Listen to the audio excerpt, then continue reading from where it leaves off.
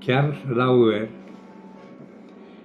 pronunció las siguientes palabras: los líderes no obligan a la gente a seguirlos. Ellos simplemente lo invitan a un viaje. Me gusta mucho esta expresión. Me gustaría en esta tarde tocar expectativas alineadas sobre este asunto. Líderes sabios que pretenden crecer con calidad no tienen expectativas poco realistas ni concentran todos sus esfuerzos en personas, hermanos, que no quieren crecer. Así que es debido a expectativas poco realistas que hay muchos líderes desanimados y frustrados.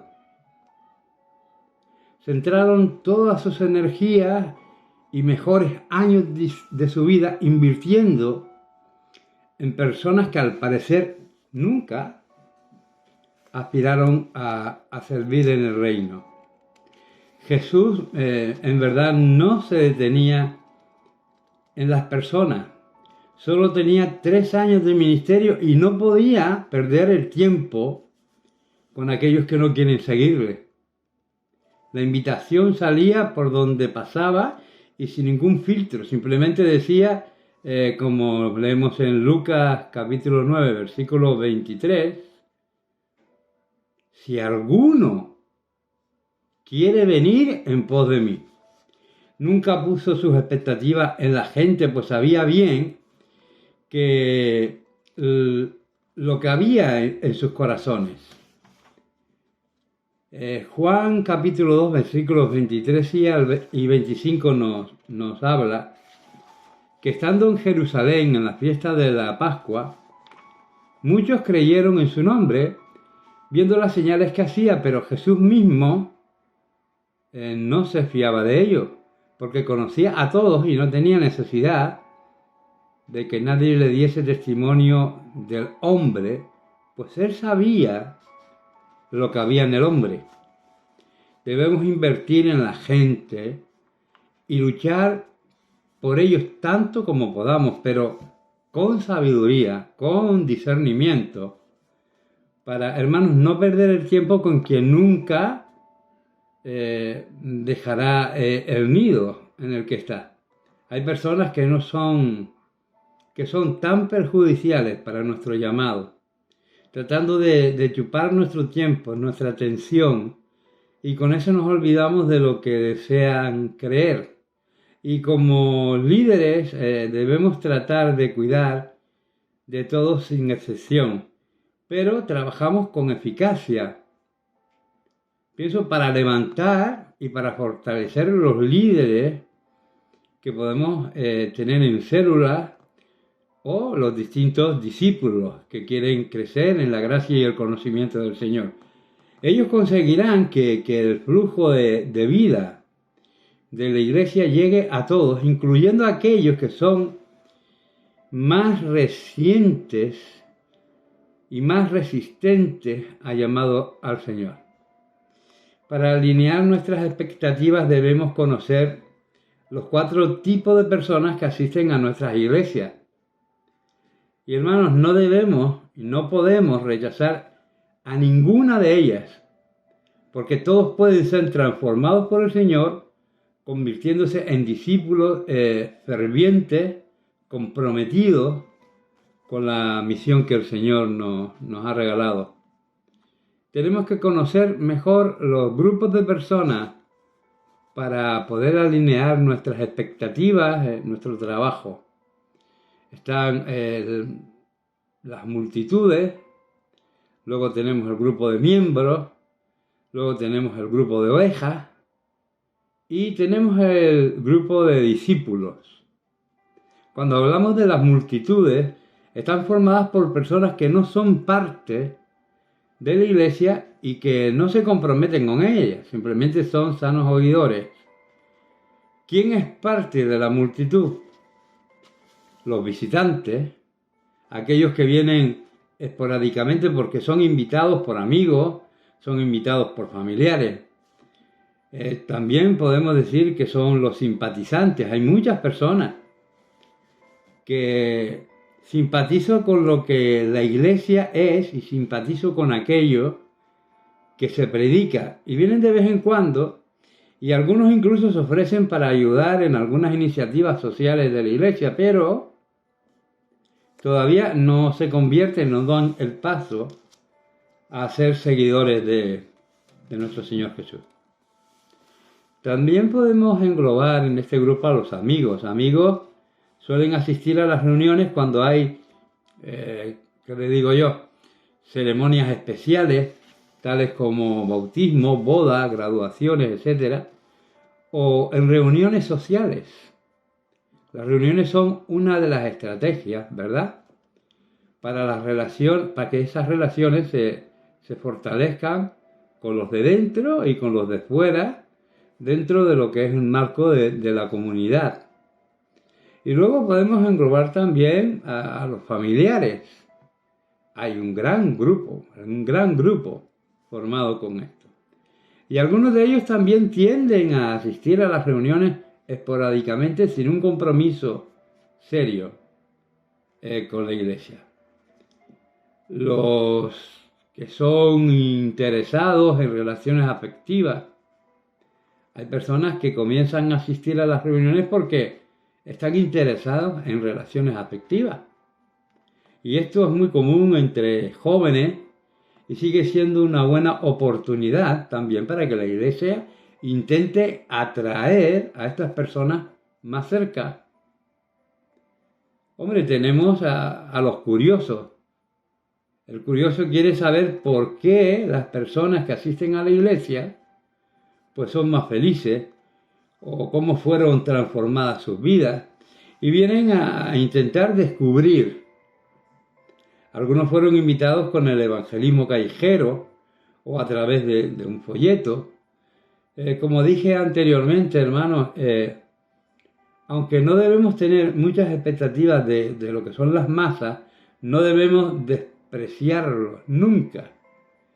Pues fue entre las multitudes que Jesús eligió a aquellos que debían ser sus discípulos. Pero él no se impresionaba con las multitudes porque sabía que no podía confiar en sus emociones, eran inconstantes, tal cual éramos nosotros también. Si nos vamos al Evangelio de San Juan, en el capítulo 2, versículos del 23 al 25, lo vemos ahí muy claramente. Dice la palabra: estando en Jerusalén en la fiesta de la Pascua, muchos creyeron en su nombre, viendo las señales que hacía, pero Jesús mismo, dice, no se fiaba de ellos. ¿Por qué?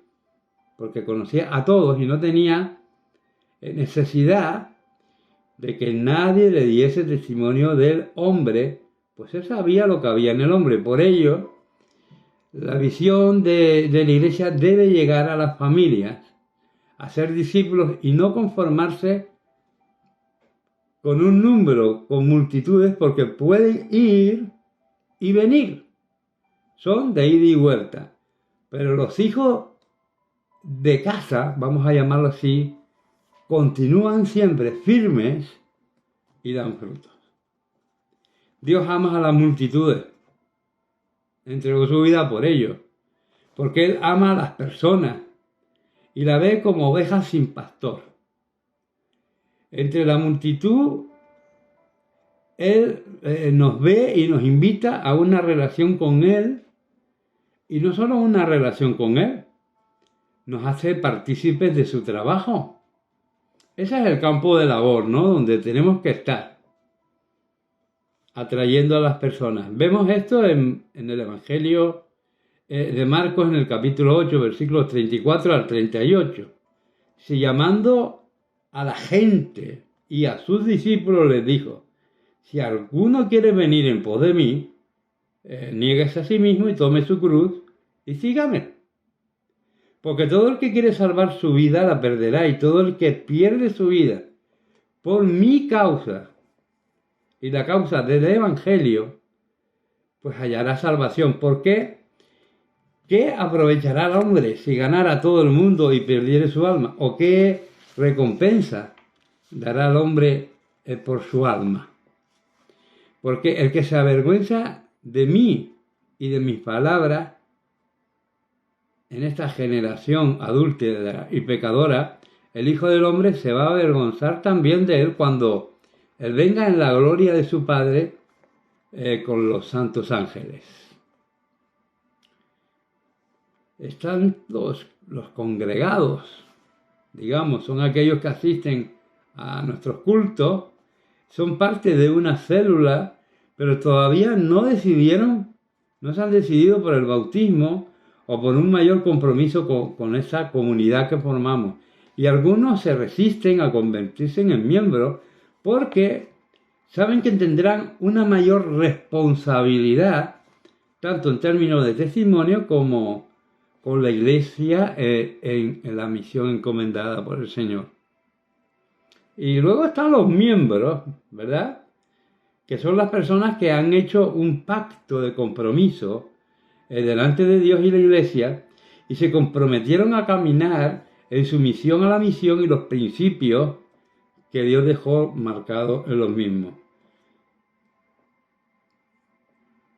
Esto en cuanto a los grupos masivos, digamos. ¿Quiénes son los miembros? Pues son aquellos que fueron bautizados en las aguas o recibidos por adhesión. En nuestra iglesia tenemos dos formas de recibir nuestros miembros: a través del bautismo en las aguas o por adhesión o transferencia que vengan de otras iglesias con un testimonio intachable. No consideramos miembros aquellos que solo asisten al culto y nunca hicieron una alianza de membresía pública o haciendo sus votos ante la congregación. Suelen asistir a los cultos, especialmente los cultos de Santa Cena y campañas y conferencias, y cuando se consideran apenas miembros, algunos de ellos creen que venir esporádicamente a cultos que parecen más importantes es más que suficiente. Infelizmente hay muchos miembros que piensan que es el pastor el que hace todo en la iglesia. Y muchos tienen la mentalidad, hermanos, de que la iglesia existe solo para satisfacer sus necesidades personales. ¡Qué error! Cuando hablamos de ovejas, son aquellas personas, algunas ovejas tienen la mentalidad de consumidores y buscan en la iglesia un lugar donde ser cuidadas, escuchadas, mimadas, alimentadas. Pero ¿quiénes son en realidad?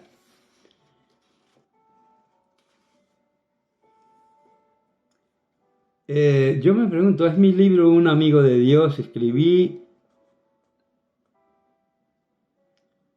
que muchas ovejas son parte de una clase de creyentes que realmente aman a Jesús, pero su amor no es suficiente para posicionarse en una vida de entrega total. Son más pasivas que activas en el reino, porque la esencia de una oveja es una dependencia y la necesidad de que sean suplidas sus necesidades básicas, ¿no?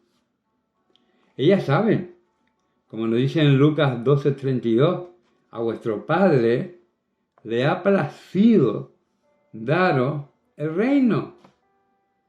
Le ha dado el buen gusto de compartir su reino, pero esperan que el reino se difunda solo a todas las familias, calles, barrios, ciudades y naciones. Muchas de ellas se adaptan a la situación en el mundo porque para ellas todo gira en torno a su vida rutinaria. No están creando el cambio, nunca se convierten en referencia de nada porque tratan las cosas de Dios con una desgana o indiferencia y muchas veces con desdén. Las ovejas, hermanos, creen que los transformadores son pastores y líderes que están al frente de ellas. Y se encuentran en el cuerpo solo para hacer eso, atendida, recibir protección espiritual y trabajar no siempre hace parte de su vocabulario. Lo del trabajo un poquito les abruma. Y una vez, una encuesta mostró, hermanos, que muchos cristianos creen que la iglesia existe para asegurar una provisión, una protección y cuidado. Y estos son también los consumidores y tienen ese asiento reservado en la iglesia, pero solo son, perdonen la expresión, calentadores de bancos. Engordan el alma semana tras semana, pero casi nunca comparten lo que han recibido de Dios con los demás. Su canción solo contiene declaraciones de reclamación, de milagros que se centran en sus propias necesidades humanas. El mejor momento de adoración para ellos es cuando se cantan canciones que declaran sus derechos como hijos de Dios, como si Dios estuviera obligado a darles lo que quieren y desean. Lo máximo que entregan delante de Dios es su fidelidad religiosa, entre comillas, con diezmos y asistencia los domingos al culto, pero no mucho más. A las ovejas no les gusta hacer sacrificios por el reino. Sin embargo, los discípulos, queridos hermanos, son el producto de su propia entrega de amor a Dios. En lugar de buscar solo recibir, están dispuestos a dar todo lo que tienen y son por el Evangelio. Salen del centro de las masas, se convierten en ovejas, pero no paran ahí porque creen, como nuestro amado John Wesley, nuestra parroquia es el mundo, en el mundo. ¿Quiénes son estos? Son discípulos mansos que rinden cuentas y no pueden discipular o ejercer liderazgo a favor de otros si no tienen a quién prestar cuenta. Porque si un líder comete un error grave, pregúntate, ¿quién lo corrige? ¿Quién lo corrige? Aquellos que no tienen un corazón enseñable y son sumisos a los líderes no pueden considerarse discípulos, porque los discípulos son personas que dan ejemplo de obediencia y en la discreción y la responsabilidad de lo que son y hacen. Así que los discípulos saben que no pueden actuar de forma independiente. No olvidemos que es en la sumisión que conseguimos la unción de Dios. Y es por ello, hermanos, que las personas insumisas y rebeldes no funcionan bajo la unción, pues no reconocen esa cobertura ministerial que hay sobre ellos. Así que busquen consejo. En la caminada del ministerio aprendemos que cuanto más sabemos, pareciera que no sabemos nada. La madurez nos hace más humildes para asesorarnos con aquellos que están delante de nosotros en el ministerio. Fueron puestos ahí por el Santo Espíritu, elegidos por Dios para marcar el camino a seguir y que no haya errores. Alguien que, hermanos, que hacen lo que viene a la mente de forma aislada, solo está demostrando que no tiene un corazón enseñable. Así que los discípulos, no quieren que los empujen o que siempre tiren de ellos. ¿Y saben por qué? Porque son ellos los que están dispuestos y disponibles para lo que Dios mande y Dios demande de ellos. Y Joel Comiskey decía, el liderazgo es como el abominable hombre de las nieves, cuyas huellas están por todas partes, pero no se le ve en ningún lugar. Qué frase, ¿no? Una iglesia, hermano, es fuerte cuando tiene líderes y grupos que reproducen, que multiplican, que no debemos conformarnos con un trabajo hecho y aunque está bien, podamos sumar. Pero estamos llamados a multiplicar, estamos llamados a crecer. Y durante siglos la iglesia ha perdido terreno en muchos lugares por haber colocado el conocimiento del ministerio en manos de un selecto grupo llamado clero o gobierno, siendo que Dios siempre deseó que sus hijos pudieran ser personas con una misión específica, cumpliendo esa santa vocación que glorifique el nombre del Señor entre las naciones. Creo que Dios ha realineado a la iglesia y la ha llevado de vuelta a un diseño original y nosotros que el patrón del cielo. Como cité, los que han leído el libro Rompiendo la visión del crecimiento con orden, cantidad y calidad a través de células o grupos pequeños, no empieza con algunos que enseñan en el momento de la iglesia primitiva, en Hechos de los Apóstoles, sino que comenzó con Moisés en el desierto, después de haber sacado casi 3 millones de personas de Egipto. Puedes leer el texto en Éxodo capítulo 18, versículo 13 al 26, para poderlo comprobar. ¿Has imaginado alguna vez solo cómo cuidar de todas estas personas, hermano? La responsabilidad tan grande. Y no era un pueblo, nada fácil además, pues murmuraban, criticaban y siempre estaban pensando en volver atrás a la esclavitud. Moisés necesitaba tener algo más que un brazo fuerte para organizar a la gente, de modo que todo corriese bien hasta llegar a la meta, que era Canaán. Y cuando recibe en el desierto la visita de su suegro Jetro, un hombre muy sabio, también recibe instrucciones sobre esa correcta administración de los recursos humanos que existen dentro del pueblo que compone la casa de Dios. Y estaba claro que Moisés, que si Moisés continuaba cuidando solo a todas las personas, no solo él, sino también su esposa, hijos, líderes, aún todo el pueblo iba a morir en poco tiempo. Así que Moisés se veía afectado de una profunda depresión causada por el estrés de este estilo de vida.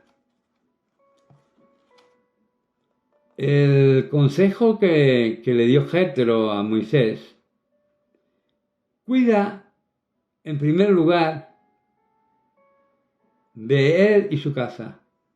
Un buen líder no es el que hace todo, el que centraliza todo en sí mismo, sino aquel que conoce sus limitaciones como persona, como ser humano, y después de todo, no importa cuán bueno puede ser un líder, no será bueno en todo, nadie es bueno en todo. Fue dado el mismo consejo a Timoteo: ten cuidado de ti mismo y de la doctrina, persiste en ello, pues haciendo esto te salvarás a ti mismo y a los que te oyen. Primera de de Timoteo 4:16. Y si no cuidamos primero de nosotros, hermanos, de nuestras familias, no tenemos la capacidad para cuidar de la iglesia, porque cuidar de personas exige mucho, tanto física como emocionalmente. Tenemos que interceder por nuestra iglesia, tenemos que interceder por el pueblo de Dios en Canarias. Y como Moisés, llevar delante de Dios la vida de cada persona y de cada grupo. Él se ocuparía de la parte espiritual del ministerio, mientras esos líderes, esos discípulos se hacían cargo en las cuestiones más simples que se demandaba. Éxodo 18, 19 al 20. Está tú por el pueblo delante de Dios, sométete tú a los asuntos a Dios y enseña a ellos las ordenanzas, las leyes, muéstrales el camino porque deben de andar y lo que han de hacer para que no se sientan nunca engañados ni defraudados. Él también siempre ministraba a la gente en el colectivo y no al individuo. Levantar en medio del pueblo líderes de calidad. Además, escoge tú de entre todo el pueblo varones de virtud, temerosos de Dios, varones de verdad, que aborrezcan la avaricia. Los líderes de los grupos pequeños no pueden ser personas sin las cualidades necesarias. Deben de ser capaces, virtuosos, deben ser temerosos de Dios, deben ser hombres que no mientan, deben ser hombres que odian el ser avaro. Y ponlo sobre el pueblo como jefes de millares, de centenares y de 50 y 10,000. Así como lo hizo Moisés, todos los pastores de iglesias locales también deben de hacer, organizar a esas células, esos líderes, para que haya un aumento de calidad y no solo de cantidad, porque aquí no vale la cantidad, sino la calidad. Y es cierto que cuando una iglesia trabaja con excelencia en el temor del Señor, el crecimiento es una consecuencia inevitable. El juzgar solo lo más difícil, ¿vale? Los líderes serían capaces de cuidar a los miembros hasta el límite de su autoridad ministerial en sus vidas, especialmente cuando hubieran casos de pecados morales o rebeliones. En Marcos 6 vemos a Jesús en las multitudes de los panes y los peces organizar personas en grupos y se recostaron, dice, por grupos de 100 en 100 y de 50 en 50. Marcos 6:40. Porque las cosas en el reino de Dios funcionan siempre con orden, funcionan con decencia. Servimos a un Dios que es organizado, que se preocupa por la organización de su pueblo. Y esto evitará a los hombres de que algunos se carguen con cargas que no tienen por qué. Cargas que pueden ser compartidas con muchas otras personas. Cuando todos lo hacen, hermano, en verdad todos se cansan menos. James Smith dijo lo que pensaba acerca de los líderes que delegan poder a otros. Qué bueno. Líderes eficaces son capaces de delegar poder a la gente porque son seguros, altamente motivados y autodiscipulados. Buenos líderes saben que no pueden llevar sobre sus hombros toda la empresa. Debemos de compartir la carga, queridos hermanos. Dios nos pone y trae a la iglesia a aquellos que andan de ser salvos y a los que quieren enrolar en el ministerio para el buen avance de la obra. Cuando la iglesia primitiva comenzó a establecer en ello, se utilizaron los mismos principios. Ella creía cada día a través de los grupos pequeños de discipulados en Hechos capítulo 2, versículos 46, 47. Dice, perseverando juntos cada día en el templo, partiendo el pan, en las casas, comían juntos con alegría, comían juntos con sencillez de corazón y alababan a Dios y tenían favor con todo el pueblo.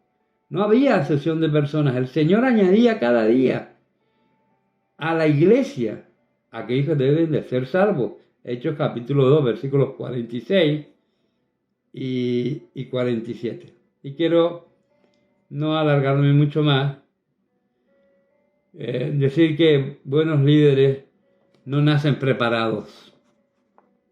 Ellos se forman y tienen, hermanos, que ser formados con el ADN de la iglesia primitiva, donde la gente se desarrollaba en el templo, se desarrollaban en las casas con la visión de discipulado y grupos pequeños. Como una familia tiende a ser lo que son sus padres. Una congregación tiende a ser lo que son sus pastores. Y por lo tanto, una célula será lo que son sus líderes. La iglesia que tiene una visión apostólica se da cuenta de que volver al diseño original que Dios hizo para ella es lo que funciona. Independientemente de los patrones culturales, nacionales, después de todo, lo que es bíblico siempre funciona, querido hermano. Aquí está la diferencia entre lo que es la visión cleral y lo que es la visión apostólica. Cuando hablamos de una visión de clero, dice que solo un pequeño grupo hace todo el trabajo, mientras que la iglesia se trata como un comercio y el clero como empleados. Las personas se tratan como clientes que vienen en busca de mercancías buenas y gratuitas. ¿Qué diferencia con la visión apostólica? Templos y casas. Todo el mundo puede servir en el ministerio. Pues los dones se complementaron y se complementan y todos son miembros unos de otros. Y el crecimiento de la iglesia apostólica es exponencial al 100%. Necesitamos poner fin a las ideas erróneas de que la célula es parte de la iglesia o un ministerio de la iglesia. La célula es la misma iglesia reunida en una casa. La iglesia no es un auditorio que se reúne en un templo una o dos veces en semana. La iglesia se desarrolla en las casas. Dios llama a todos a participar en la visión de crecimiento a través de células y discipulados. Incluso aquellos que no se sienten capaces de asumir pueden llegar a ser líderes por excelencia, persiguiendo varios requisitos.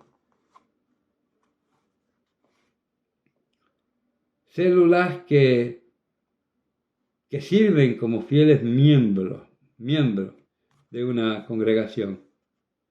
Los buenos líderes son personas consagradas, se relacionan entre ellos. Hay dos versículos que les quiero dejar. La próxima semana pues retomaremos este tema que está muy interesante. Proverbios 18:1 y Jeremías 48:10. Su deseo busca el que se desvía y se entremete en todo negocio. Maldito el que hiciere indolentemente la obra del Señor. Tenemos que sentirlo, hermano. Tenemos que arrancarlo de nuestro ser y dar todo lo que encierra en nuestro corazón para glorificar en todo momento el nombre del Señor. Pues Dios bendiga a este ratito que hemos pasado con su palabra, que te sea de bien, que sepas lo que Dios quiere de ti en todo momento. No dejes de leer las Santas Escrituras, no dejes de buscar a Dios en tu aposento, no dejes de escuchar a Dios más que pedir, hablar y protestar. Escucha lo que el Señor quiere decirte. Porque te será de bien, te será de grandeza y tu vida será muy prosperada y bendecida. Pues Dios te guarde, Dios bendiga su palabra y bendiga a cada uno de vuestros hogares con esa llenura del Santo Espíritu de Dios. Amén. Amén, hermano.